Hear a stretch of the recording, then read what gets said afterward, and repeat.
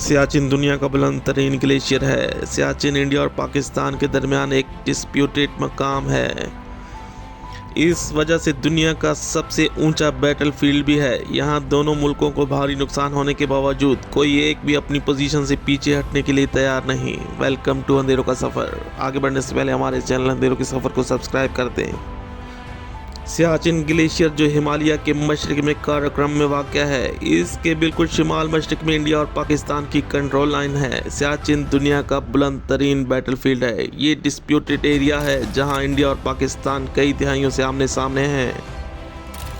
कई बार झड़पें और लड़ाई हो चुकी है। सियाचिन को दोनों मुल्क यानी इंडिया और पाकिस्तान ऑन करते हैं। कश्मीर की तरह यहाँ एक सी सूरत हाल है। कुछ हिस्सा इंडिया के आर्मी के कंट्रोल और कुछ एरिया पाकिस्तान आर्मी के पास है। दोनों मुल्कों की आर्मी एक दूसरे के आमने सामने है। दोनों मुल्क यहाँ होल्ड करना बहुत महंगा पड़ रहा है। दोनों मुल्कों की तरफ से जानों का नुकसान तो अपनी जगह हो ही रहा है, लेकिन माशी तौर पर भी बहुत नुकसान हो रहा है। सियाचिन ऐसी जगह है जहाँ कोई इंसानी आबादी मौजूद नहीं। 76 किलोमीटर तवील -21 टेम्परेचर 18,875 फीट की बुलंदी पर यह सियाचिन ग्लेशियर मौजूद है। इंडिया और पाकिस्तान की फोर्सेस कई दिहाइयों से यहाँ मौजूद हैं।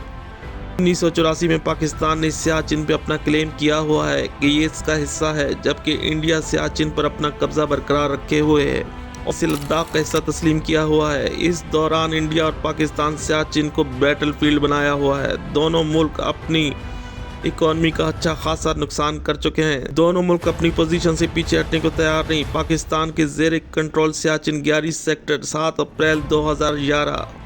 पाकिस्तान के ज़ेर कंट्रोल सियाचिन 11 सेक्टर में 7 अप्रैल 2011 को एक ऐसा ही हौलनाक हादसा हुआ जिसमें एक बर्फानी तोदा गिरने से 129 फौजी जवान शहीद हो गए थे।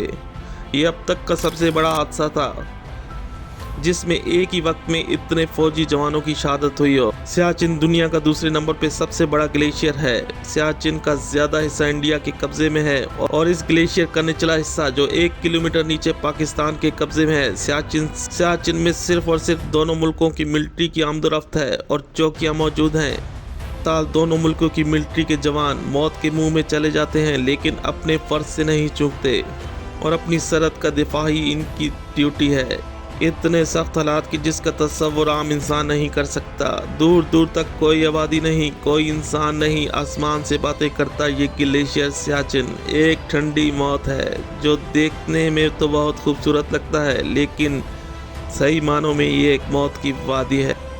दुनिया में कोई ऐसी जगह मौजूद नहीं जो इतनी ऊंचाई पर हो और वो भी एक मैदान जंग हो, यानी बैटलफील्ड। ये सियाचिन का डिस्प्यूटेड हल तलब है, लेकिन ये कब मुमकिन होगा ये कोई नहीं जानता। सियाचिन में गर्म पानी के कई चश्मे मौजूद हैं।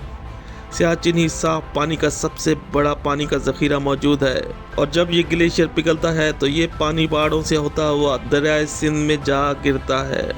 सियाचिन में 3 मुल्कों को आपस में जोड़ता है। एक तरफ चीन और भारत और पाकिस्तान, ये ट्रायंगल सरहद है और सियाचिन में पाकिस्तान और इंडिया आमने सामने है मौजूद।